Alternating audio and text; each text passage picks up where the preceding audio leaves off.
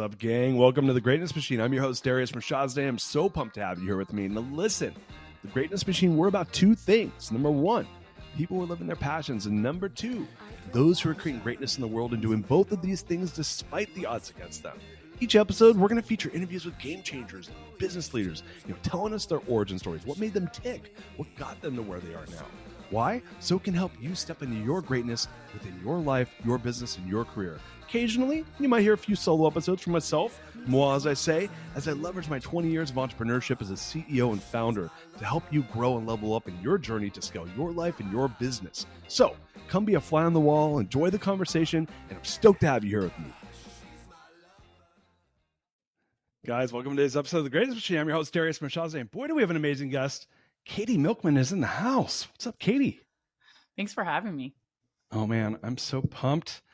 Gosh, we've been waiting. I think we had something scheduled and there was like a blow up and then here we are again. So we're on the schedule, ready to do an awesome podcast. Do you mind if I do a little bit of housekeeping and then we'll get going with the show? Go for it. All right. So for Greatness Machine listeners who are new to the show, we're about two things. People are living their passions, those creating greatness and doing so despite the odds. And Katy is neither short of passion nor greatness. So many of you guys don't know this, but we're buddies with Hala, Taha, and the Yap crew. And I always have my team out there looking at the shows we respect most, Hala's being one of them. And my team brought me Katy and her work. And I was like, oh yeah, let's do this. So she made the list and we're like, all right, let's devise our strategy. So my team reached out. Katy was so gracious to accept our invitation to the show. And so we're so pumped to have you here, Katy, to talk about all the amazing stuff you're doing. I'm going to give your formal bio and then I'd love to talk a little bit of origin story. Does that work for you? Sounds awesome. Awesome. So you guys, Katy Milkman, what a stud. She is a PhD from Harvard. She's also currently a professor at Wharton. We're here to talk about her book, her award-winning book at that, which is won a Wall Street Journal best-selling book, How to Change the Science of Getting from Where You Are to Where You Want to Be. It was also named one of the 8 best books for healthy living in 2021 by the New York Times. So super pumped to talk about that. We're going to be talking about her podcast, Choiceology, and then the work she's doing at Wharton. I am so pumped to have you here. I mean, we at the Greatness Machine are all about changing for the better. So I'd love, Katy, if you wouldn't mind, maybe give us a little bit of your origin story. How'd you end up kicking all this ass in the world that you're doing at the Wharton School and with your book and podcast and all that great stuff? Well, I think that's a much too kind description of what I'm doing in the world. But I ended up where I am because of a lot of accidents, which I bet is a story you hear frequently, a series of fortunate events. So as an undergraduate, I didn't know what I wanted to study. I thought something applied, something with math, because that was what I was better at. And I tried to take economics. And I have to tell you, I hated it, which is funny because now that's what I essentially do and teach. I thought it was the most useless subject I'd ever encountered because it was just filled with assumptions about human behavior that were inaccurate. People are optimal decision-making machines. Are you kidding? Have you met my roommates? We never make mistakes. We have perfect memory capacity. We're entirely selfish. We will always reach the right conclusion. None of this resonated with me. And so actually, I pretty promptly abandoned that plan and switched to become an engineer. I thought, look, the assumptions here are going to be valid as opposed to invalid. But there was always an itch, I think, in the back of me to use the applied lens I had and the mathematical skills I developed to actually try to solve problems related to human nature, even though I'd abandoned economics for its flawed assumptions. I fell in love with the process of doing research because I was forced to do research as an undergraduate. I had to write a senior thesis. I went to Princeton and that was a requirement. And I had to invent one that integrated engineering and American studies, which was my minor, which was really hard to do. I ended up doing a quantitative analysis of a decade of New Yorker fiction to try to figure out whether or not shifts in the editors changed the nature of what was getting published, and also whether or not authors actually write stories about the characters who resemble them autobiographically. That may sound really far-fetched. It was a kind of a wacky thesis at the time. It actually got more attention than any other piece of research I've done since. The work was picked up by the New York Times. There was a cover story in the arts section of the paper the day I graduated. And I was just floored by how many people were interested in understanding these wacky questions that I had generated by just sort of thinking about what was interesting to me and thinking about new methods that I could apply by bringing an interdisciplinary lens to those questions. Honestly, that's what fueled me to where I am today. That sort of I ended up going to graduate school because I loved research. I found out there was this field that didn't make flawed assumptions about human nature, but instead tried to fix the flawed assumptions of economics. It's called behavioral economics. And all of that wouldn't have happened if I hadn't sort of initially veered off course into engineering, but then had to do something unusual that showed me I loved research, and then veering back into graduate school. So I had a long and winding weird road. I could go on for a long time, but I don't think that's what your listeners want to hear about. So let me stop there and just say a lot of accidents, a lot of sort of forced moments where I had to do something, and then I discovered what it truly what I was truly passionate about through that. So when you were you know, obviously, like, you're highly educated, did you always think that you wanted to be an academic? Was that like part of like the No. plan? No, Definitely not. that wasn't part of the, that wasn't one of, so what accident? So how did you end up, like if I was to go back and like get in a time machine and it's like, 15 years ago, and talk to a younger version of you and say, hey, like, what do you think you're going to be when you're at Princeton? What did you think that you were going to end up doing after Princeton? I love that you think I was an undergraduate 15 years ago. That makes me feel really good because it's been a fair bit longer than that. But anyway, if we get in a time machine, go further back than 15 years ago to when I was an undergrad, and I won't tell you how much further back, I thought, maybe I was going to work on Wall Street. I'd spend some time in investment banks. Some sort of business or entrepreneurship sounded appealing because, again, I had a head for numbers and I liked practical applications and solving problems. It really was that I had to do a research project in order to graduate. I was required to. And then I just found that I loved it.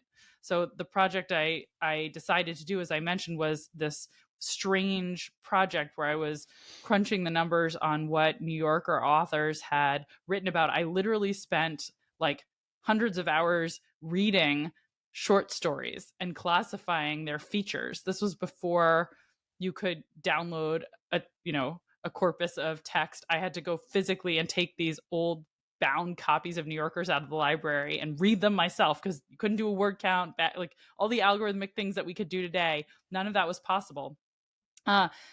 But I discovered things that I was fascinated by. And I would show up at dinner with my friends and say, hey, I have to tell you about what I learned today.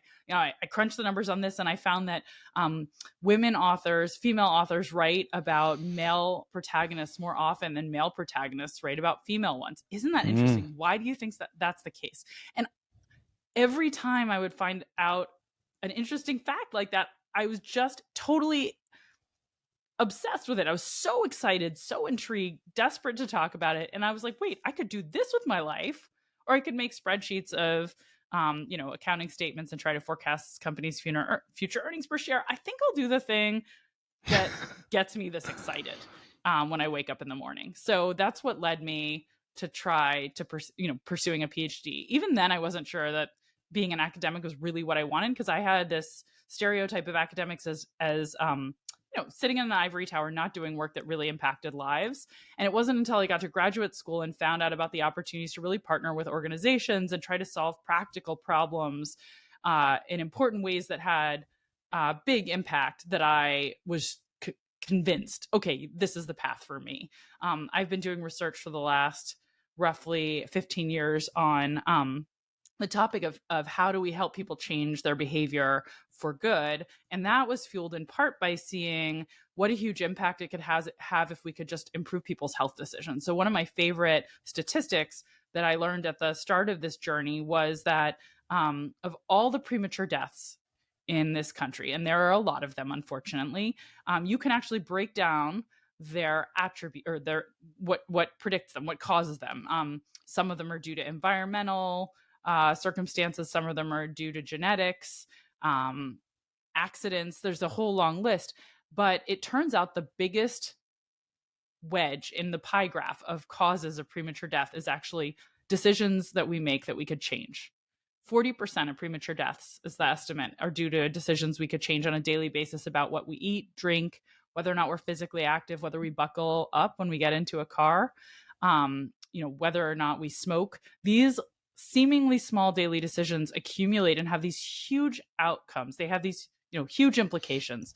And once I learned that, I saw that this work that, I was starting to get interested in doing to try to figure out what are the ways that people make imperfect decisions. It could be applied in an incredibly powerful and important way. We could literally save lives, millions of them. And that was what fueled my those things, both the sort of seeing my passion, how much I love doing the work intrinsically when I found interesting things, and also that it could be applied and solve important practical problems. So that combination.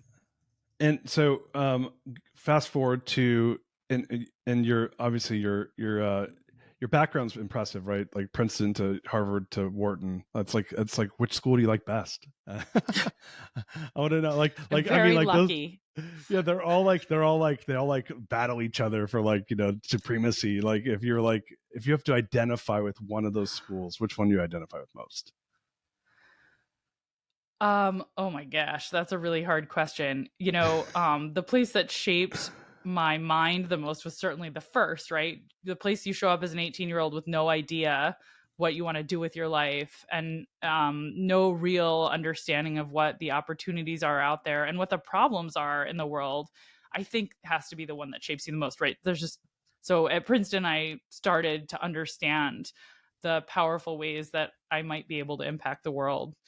As opposed to just being someone who ingests information and sort of spits it out in a test, I started to generate knowledge there. And so that was really a powerful experience. And I fell in love with knowledge generation at Princeton. So that's probably the place I identify with most strongly. But I love all the institutions I've had the incredible good fortune to be a part of. And what I love about all of them is also that despite being these, incredibly rarefied institutions that have been around and PS have some really ugly history, all of them.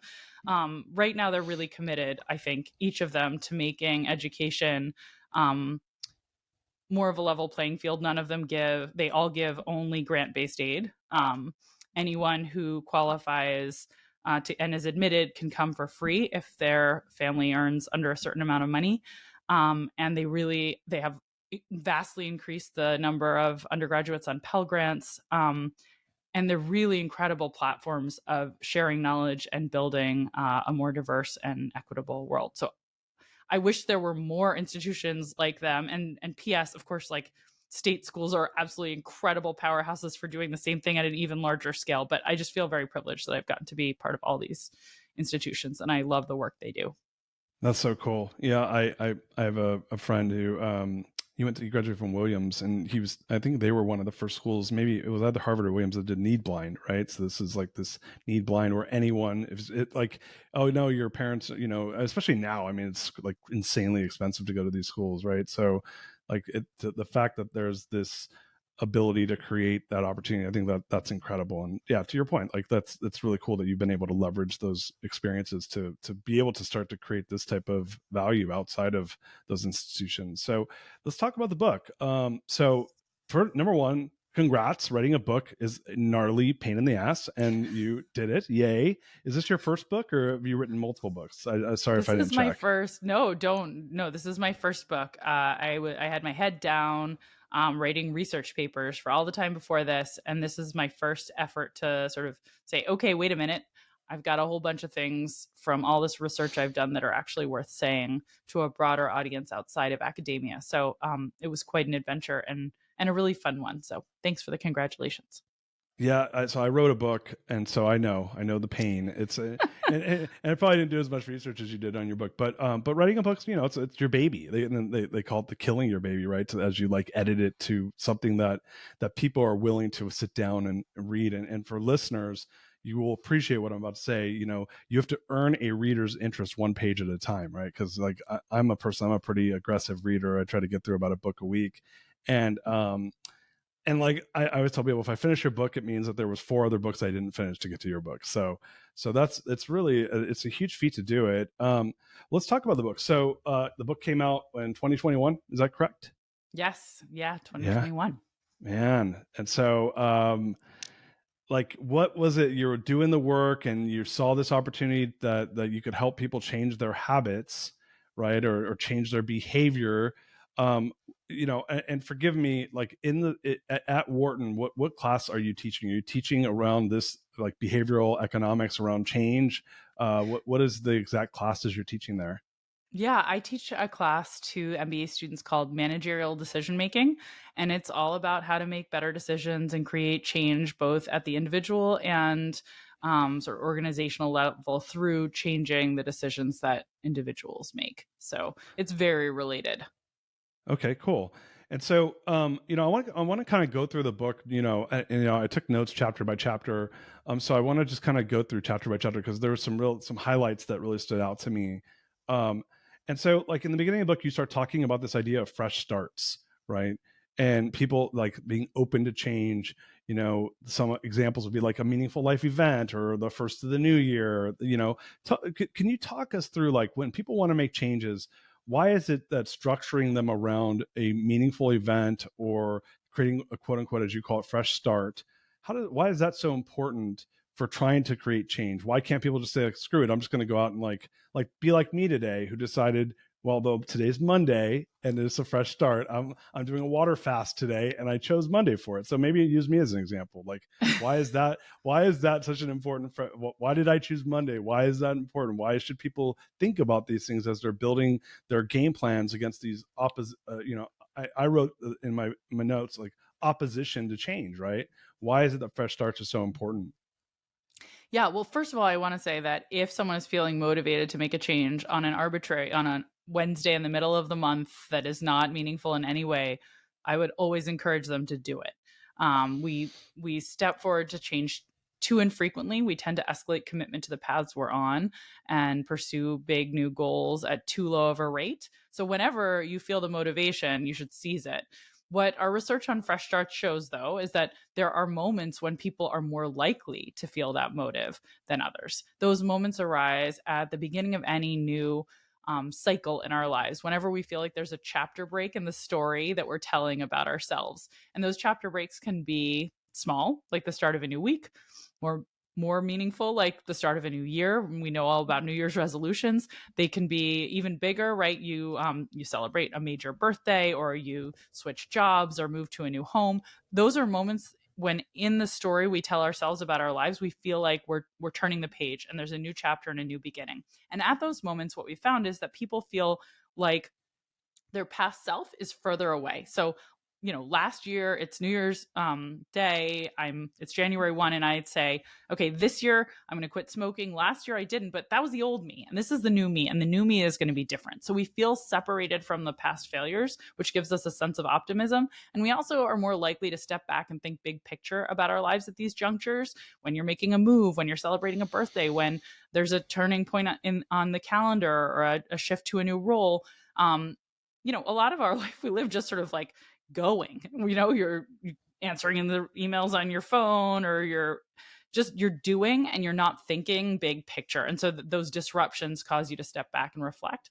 And those two things we believe from our work are both really important to motivating or producing this fresh start effect, where we see big upticks in the rates at which people, for instance, set goals on popular goal setting websites, search for the term diet on Google, visit the gym.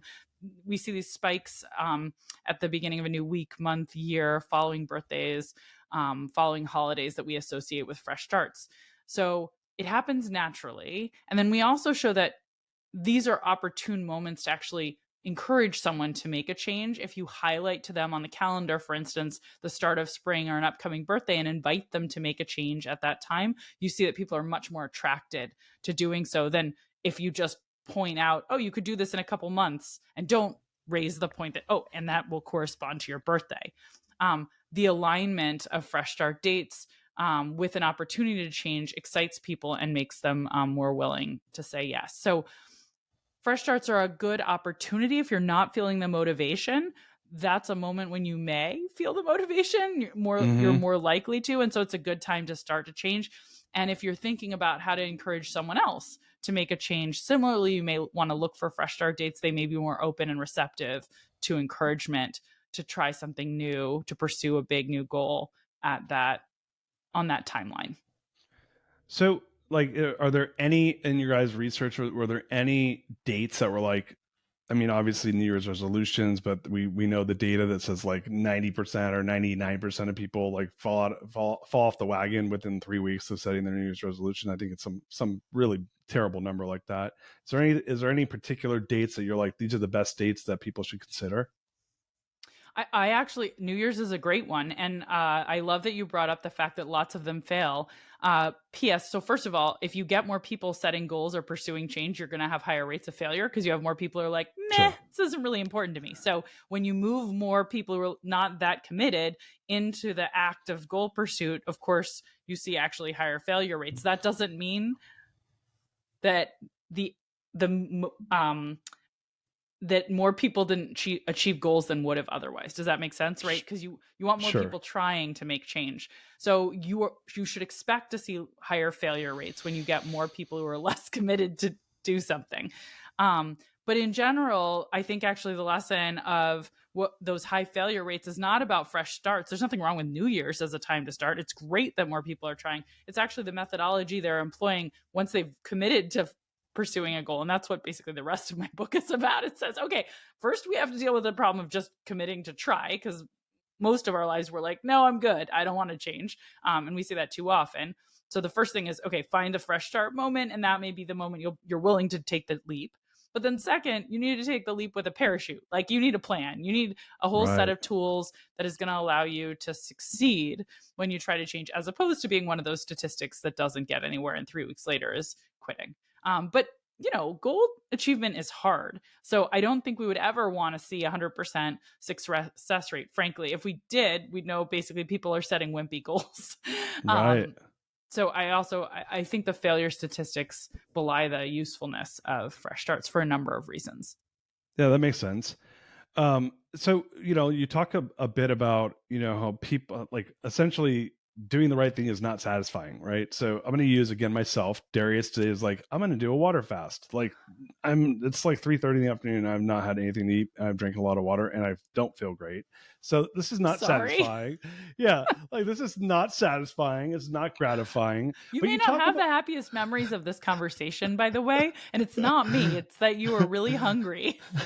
But you're gonna misattribute that. That's called projection bias. We could have a whole separate conversation about that. But anyway, I'm sad that you won't remember me fondly, Darius. No, you're making this way better. Just so you know, you're actually turning my hangriness into happiness. So, um, but one of the things that you talk about is this idea of temptation bundling. And so, I'd love for you to talk about what is temptation bundling. How can we use it to make these short term, like non-satisfying, issues when we're trying to build new habits into something that's more meaningful? Or how can we, stop ourselves from these negative temptations, leveraging temptation bundling? I'd love for you to talk about that. Yeah, thank you for asking that question. So, this one's a huge one for me, which is that, yeah, most goals are no fun to pursue in the moment, right? You're like, I gotta go to the gym, but it's gonna be miserable. Or I really need to do, the laundry, but God, I really don't want to spend my time that way. I want to just binge watch the latest episodes of Bridgerton. Or, it's really time to take out this difficult mentee and sit down with them and talk about some of the issues they're having. But that is going to be such a miserable conversation. Whatever it is that you're dreading, right? Whatever feels like a chore, you need to get it done. How are you going to motivate yourself to actually execute on the painful? It's important in the long run, but in the short term, the experience is pretty excruciating. So, one of the tools that I have studied for, I'll say, solving this problem or helping to solve this problem is what I call temptation bundling. And the idea is pretty simple. What if you combined a temptation with the chore you would otherwise dread and only allowed yourself to have access to that temptation while doing the chore? So, for instance, I can only binge watch Bridgerton on TV while I'm simultaneously exercising on my elliptical. Otherwise, no Bridgerton, right? Well, all of a sudden, I'm going to waste less time when I should be doing other things. Watching Bridgerton, time is going to fly while I am exercising. It's no longer going to feel like a chore because I'm so engrossed I won't even notice the pain of my workout. And I'm going to look forward to the workout at the end of a long day instead of dreading it, right? So that would be an example of a temptation bundle. You could also imagine, you could do it in lots of ways. The difficult mentee meetings. What if you only get to go to a burger restaurant whose greasy patties you crave but shouldn't eat too many of, when you're spending time with that difficult mentee? Or favorite podcasts you can only listen to when you're doing your household chores. There's lots of different combinations you can create so that something that's alluring is combined with something that would feel like a chore to change the immediate experience. And because we're really bad at delaying gratification, if we sort of re-engineer our important experiences so that they have this dopamine hit they provide while we're engaging in them, we're not going to procrastinate, and we're going to get a lot more important goals achieved. Okay, that makes sense. So I see that now. So next, so it's I think the easiest one for me to understand, because when you were talking about like the binge watching was good, because I was like, oh, I did that. I watched literally like 8 seasons of Breaking Bad at the gym. Right. Perfect. So You've done it. And we actually ran scientific experiments where we, randomly assigned some people to have an opportunity to temptation bundle and others not, and measure the impact. And we see substantial benefits in terms of things like exercise. There's some research even on that it can help students persist longer on difficult math problems to temptation bundle their worksheets with listening to music and enjoying snacks. So there's different ways we can create these bundles, but it can increase everything from exercise to productivity. gotcha.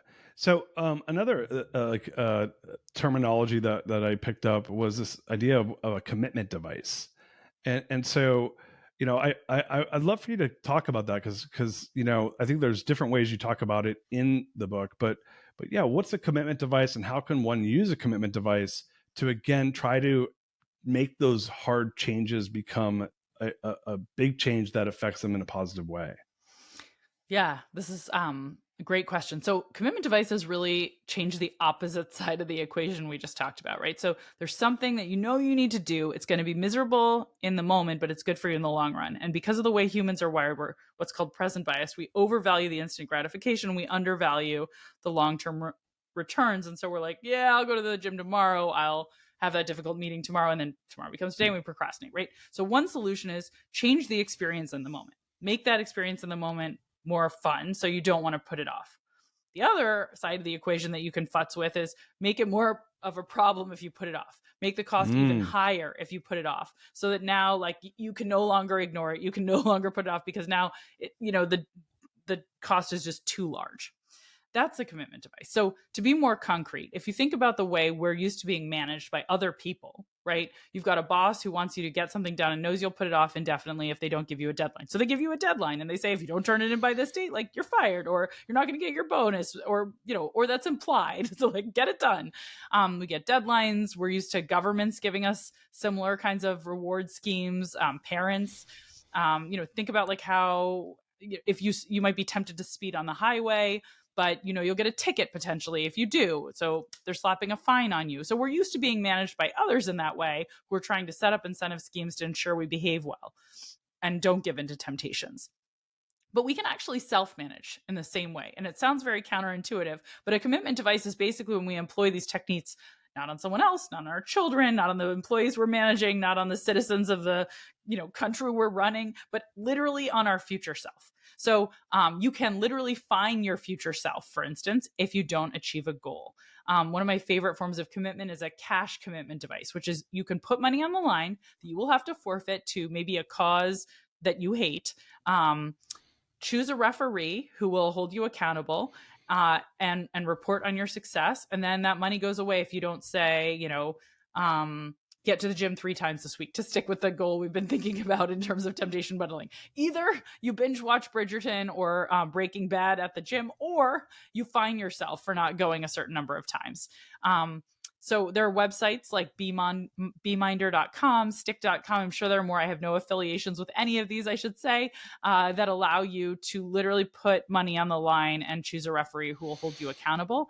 And there's randomized controlled trial evidence showing this is an incredibly effective way to increase the likelihood you'll follow through, right? Nobody wants to get fined in that way. One of my favorite studies involved smokers who wanted to quit, and they were randomly assigned to either a smoking cessation program with all of the sort of standard bells and whistles to try to help make it easier, or they got that standard smoking cessation program and an account where they could put money that they would then have to forfeit if they failed a nicotine or cotinine urine test 6 months later.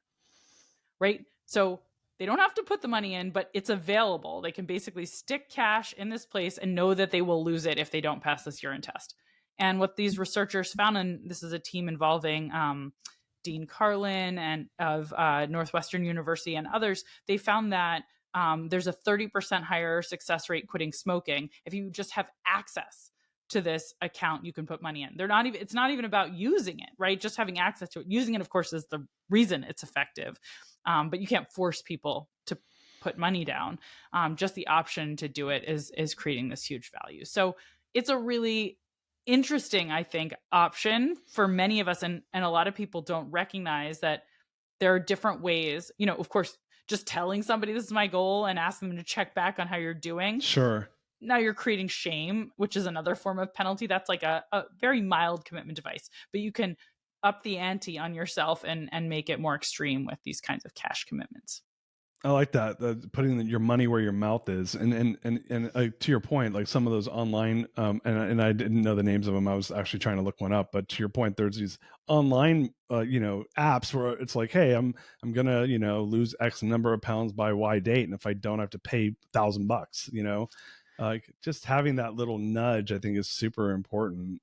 What do you like? So, is it always money, or is there other ones that are maybe as Softer. effective? Yeah, well, I don't know if softer is the right word, because it's not about softer. I think for some people, money is just not something that they have enough of where they can leverage it, right? If you're living paycheck to paycheck, it's going to be hard for you to like go into credit card debt. Maybe that is a good incentive. I don't know, but no, it's a very, very fair point, right? This, like, we don't need to add insult to injury in situations where, maybe your goal is financial. And so finding yourself for not achieving your financial goal is like pretty counterproductive. That's absolutely right. So it doesn't have to be a cash commitment device. Those have been proven effective.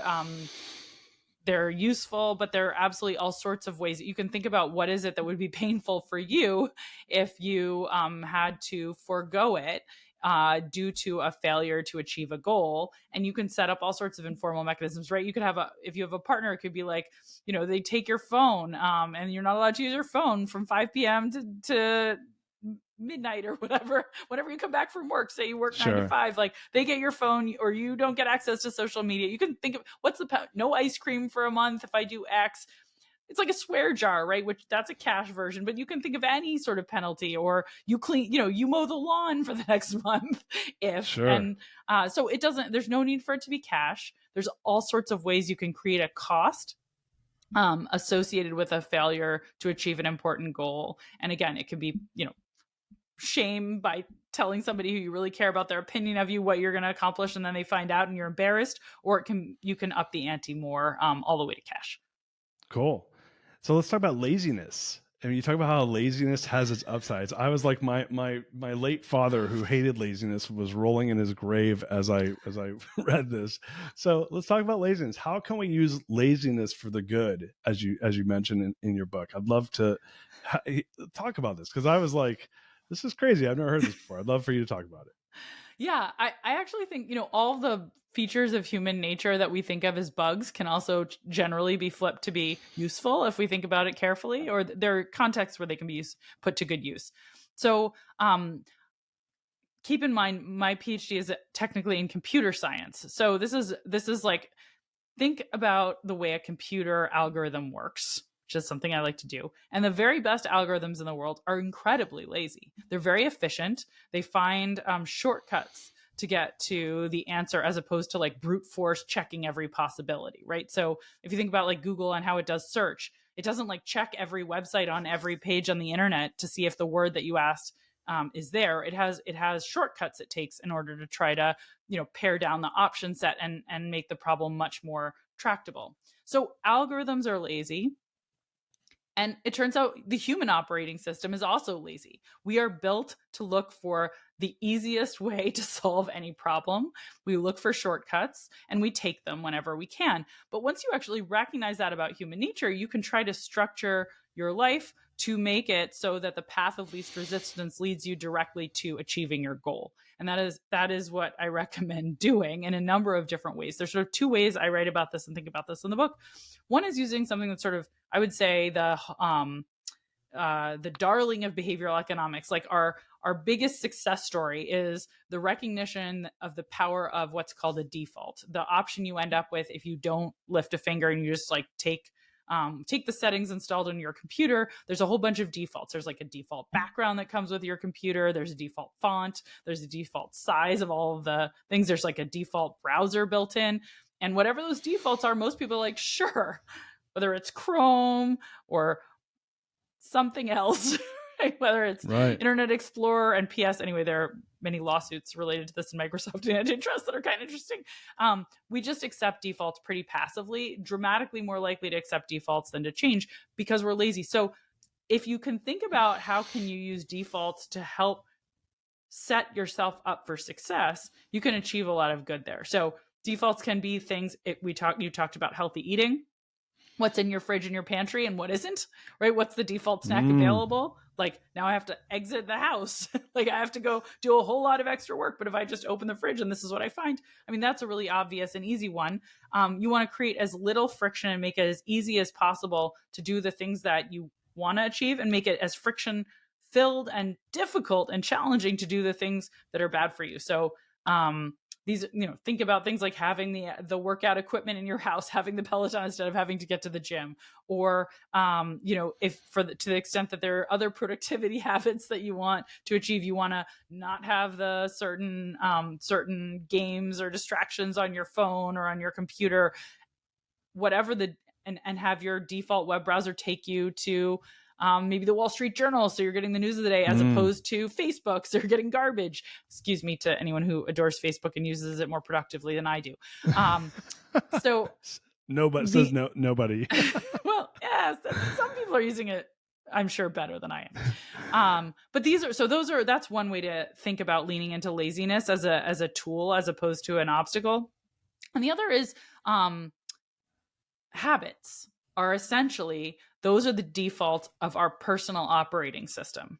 And so in addition to trying to change the defaults in your life, in your physical space, in your digital space, so that they're helping you achieve your goals as opposed to facilitating the wrong choices or choices that you wish you were making less, you can think about how can you be deliberate about creating habits which are your automatic reactions to situations that support your goals as opposed to habits that don't. And through that, you need to basically do a bit of engineering. And the way that habits are formed is which PS has been written about extensively before in lots of wonderful popular books like the Power of Habit and Atomic Habits, I think, really get the science on this right. It's pretty simple. Basically, like practice creates habits. Practice in performance environments that are similar over time, right? Like every morning you wake up, you brush your teeth before you do anything else, and like that becomes a habit.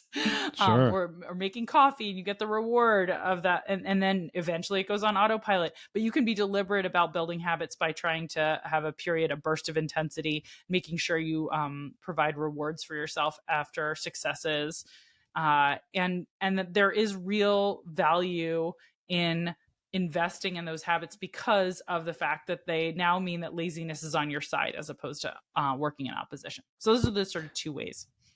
Yeah, that makes sense. And like the way I thought about that when you were explaining that is, let's say I'm like trying to eat healthy, making sure I don't have junk food in the house, right? Like throwing it all away. I interviewed BJ Fogg, who wrote Tiny Habits, and I asked him specifically what was his like Achilles heel habit that he had to break, and his was he had an addiction for popcorn, which is kind of funny. He was like embarrassed to admit it, and they wouldn't let him put it in the book.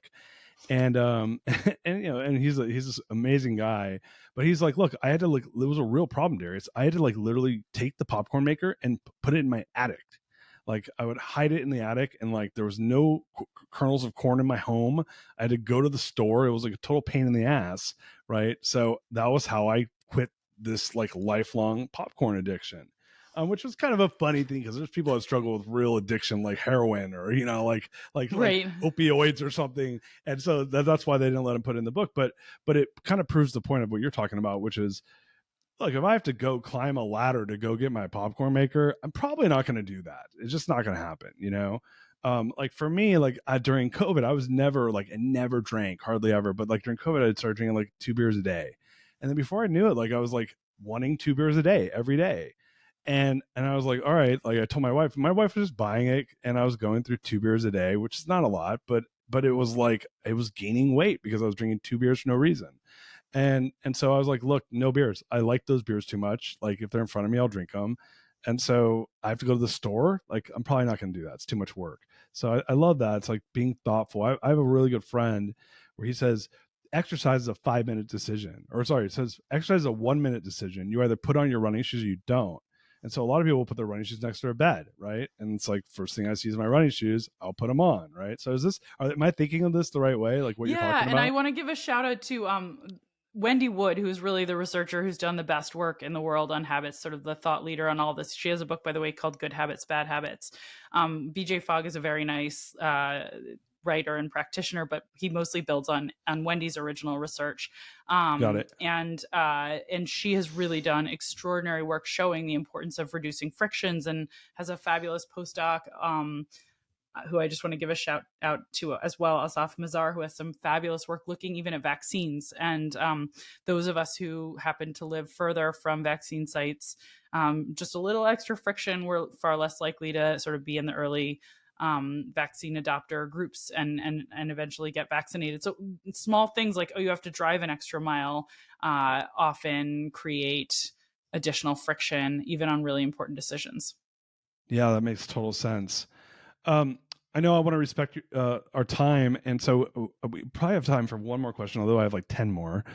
So I'm gonna ask my one question, and then we're gonna go to the greatness question.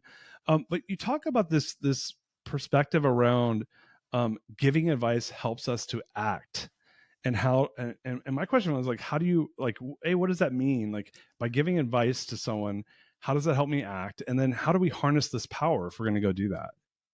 Yeah, I'm so glad that you went there, because this is one of my favorite insights about behavior change, partly because it's so counterintuitive. So first of all, let me say that this comes from research by Lauren Eskris Winkler of Northwestern University, who in doing her dissertation work was trying to figure out what does it take to create really positive behavior change. And she was looking at people who are actually really struggling. And she started interviewing them and asking, like, what might help you? Salespeople who couldn't hit their numbers, students who couldn't get good grades, goal seekers from all walks of life with personal goals that they weren't achieving. Like, what's going wrong here? What would help you? And she heard this chorus of, one, fabulous insights from people who we normally assume, like, well, they're, nothing's going right for them, so they must not have much insights. She's like, whoa, wait a minute. They know a lot. And B, like, this enormous delight at being asked. Because they can be like, no one ever asks us our opinion. People are always like coming up to us and giving us all this advice and assuming we're completely clueless. And it's really Right. demotivating and demoralizing. Like, yeah, I know I should, like, put the popcorn maker in the attic and throw out all the Right. kernels. Like, I didn't need you to tell me that, right? Like, thanks a lot. That was apparent to me, but I just, I wasn't willing to do that. Right. So people felt talked down to, and they loved being asked for their wisdom, and their insights were great. And she said, like, what if we have the idea wrong? Like, what if we keep giving advice to people who are struggling? What we actually need to do is, in many cases, just boost their confidence by putting them on a pedestal and having them coach someone who's struggling even more than they are, so they can see, I'm not such a disaster. Maybe there is something I understand and know about this problem. And P.S., while we're boosting their confidence and giving them this opportunity to coach and mentor someone who's even sort of further down on the ladder, a couple other magical things might happen. One, because they're on the hook to give advice to someone else, they're going to have to introspect more deeply about things that really would work for them. And they might not have bothered otherwise, because now I have to tell somebody else what they should do. And then I'm going to feel really foolish and hypocritical if I tell you should throw out your popcorn maker or put it in the attic or whatever, right? I give you this advice and then I won't do it myself. So Right. she thought all of those ingredients would operate together. And sure enough, in a series of experiments that she ran with others, and then I got to be involved in one that we did with high school students, who we were trying to help them improve their grades. And so they advised younger high school students. This was work with also Dina Gromay and Angela Duckworth. We did this randomized controlled trial and showed that taking an 8-minute quiz, essentially, where you answered questions and you knew that your answers were going to be given to your younger peers about how to study more effectively, and helped students improve their own grades, not the advice recipients' grades, but the advice givers ended up getting better grades than a control group that didn't have the opportunity to advise their younger peers on how to study more effectively. And these are small changes. So we're not turning Hmm. C students into valedictorians, but the act of introspecting about what could work for me and then offering that advice to you actually improves my performance on the same domain. And so I think that insight is so underappreciated and so important, that when we coach other people, and P.S., I'm a teacher, like through teaching, we learn, right? When we coach Sure. other people, we get these enormous benefits ourselves in terms of our own competence. And it's also, it feels great that there's all this research particularly by my colleague, Adam Grant, at Wharton, on the power of giving, and then it helps the giver. And this is another way we can give it. It's going to boost our confidence, our competence, and it just feels great to help other people. So it's this like magical win-win-win that I think we don't use enough. I love that. And it's funny, like as you were saying that, I was thinking like for two things I thought of. Number one is I'm, this goes to people who like tell someone they need to lose weight. I'm like, listen, guess who knows they need to lose weight? The person you're telling it to. Like no one, there's not really, you don't think I look amazing? I'm at, 45 BMI. Like, yeah, like they know, I grew up in a family where the people struggle with weight. I'm like, everyone knows when they need to lose weight. So you never telling someone the negative that doesn't help them, and to your point, like having them support someone else and having to think through like the advice they're giving and then reflecting and saying, well, I'm not even doing that and I'm giving this advice. Like I'm in a bunch of CEO peer-to-peer groups, and we do a thing where we basically do experience sharing, and you're not allowed to give advice. So you can only tell help like solve a problem through an experience share. And more often than not, and there's many reasons we do it, but more often than not, I will be giving advice. I'm like, I just gave that person advice and I haven't been doing that for 2 years. And it'll remind me to go do it. So you literally reminded me of that situation that's happened numerous times. So when I'm coaching other entrepreneurs and CEOs, I'll say, look, half of it's just you like thinking through the things you've done. And if you're telling someone else to do it, it'll remind you of the stuff that is a best practice, but you're being lazy about it, or you forgot, or it fell off the wagon. So I think that's fascinating because it is, to your point, super counterintuitive. Like it's not something we think of right off the top of our head, that if I give advice to someone that's struggling more than I am, that it's going to remind me of what I should probably be doing as well. So I love that. That's really smart. Um, I'm telling you, I'm so pissed at myself for like bookending this and scheduling like tight on the hour, but I really want to ask you a lot more questions. I don't have time, unfortunately. No. This is perfect. And I need to run at 5 too. So we're good that you bookended in that respect. And this has been so fun. Thank you for the great questions. Yeah, I love your stuff. I want to end on the greatness question, then we'll plug all where people can get the book and find out more about your work. So here at the Greatness Machine, we love the greatness question, and our greatness question is always the same. It is, what is the number one barrier to creating greatness that you've overcome in your life, and how did you overcome it? Yeah, that is a really hard question. And I'm sure that I'm not going to give you the true answer, but I'll give you an answer that comes to mind.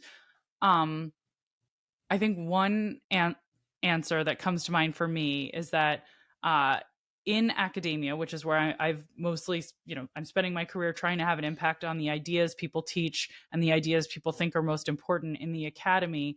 I have never come at a problem with a single disciplinary angle. So all of my degrees, all of the departments I've ever sat in, they're in betweeners. I'm not a psychologist. I'm not an economist. I'm not a computer scientist. I'm a nothing. I fit nowhere. And that has been an obstacle in trying to figure out, okay, who will listen to me and what voice do I use? What journals do I write and how do I, what lens do I use to solve problems? But it actually also ended up being probably, I think I turned it into an advantage accidentally. And for many people, it's only a barrier, right? You sort of like give up because it's like, I don't know who I'm talking to. I can't find an audience. No one values my work because I don't fit into a bucket or a category. And I'm sure that listeners who are thinking about their business, what's your vertical? What are your verticals? People will recognize this challenge of like, oh, I don't know what category I fit in.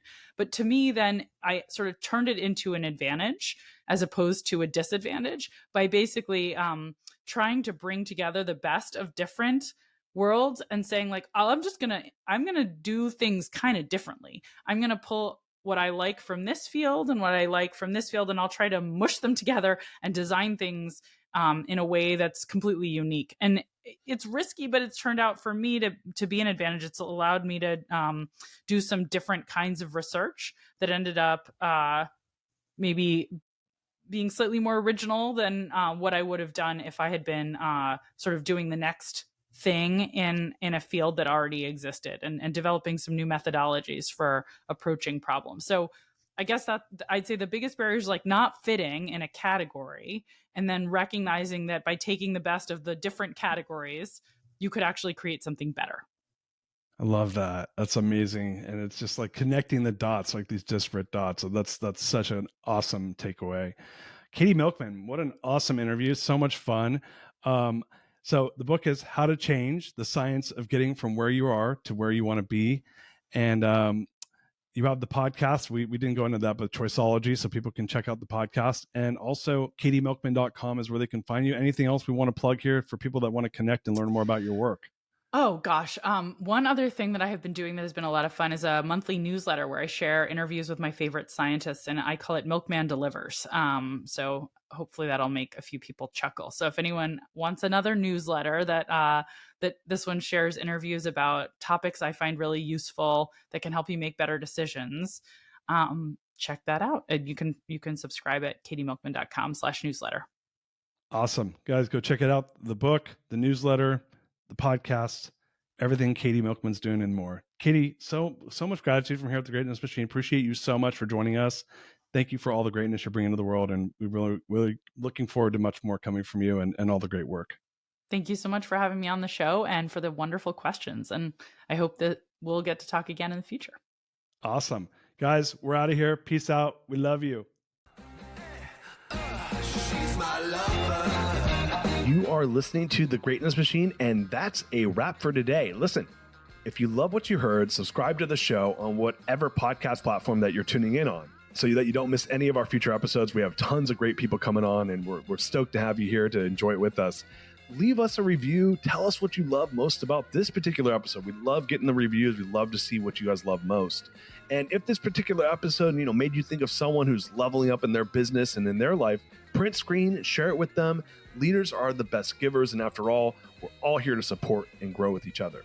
And in case you want to see some of the fun behind the scenes shots or some of the things that we're doing, I'm actually writing about this in my weekly newsletter. Go to www.therealdarius.com and subscribe to my newsletter. We're talking about fun things like business and life and mindfulness and cryptocurrencies and gosh, I don't even know, everything and anything, but it's tons of fun stuff I write about. I try to get it out on a weekly basis. You can subscribe at www.therealdarius.com. And with that said, look, thank you guys so much. I appreciate you. I love you. Peace. We're out of here. See you guys on the next one. She's my lover.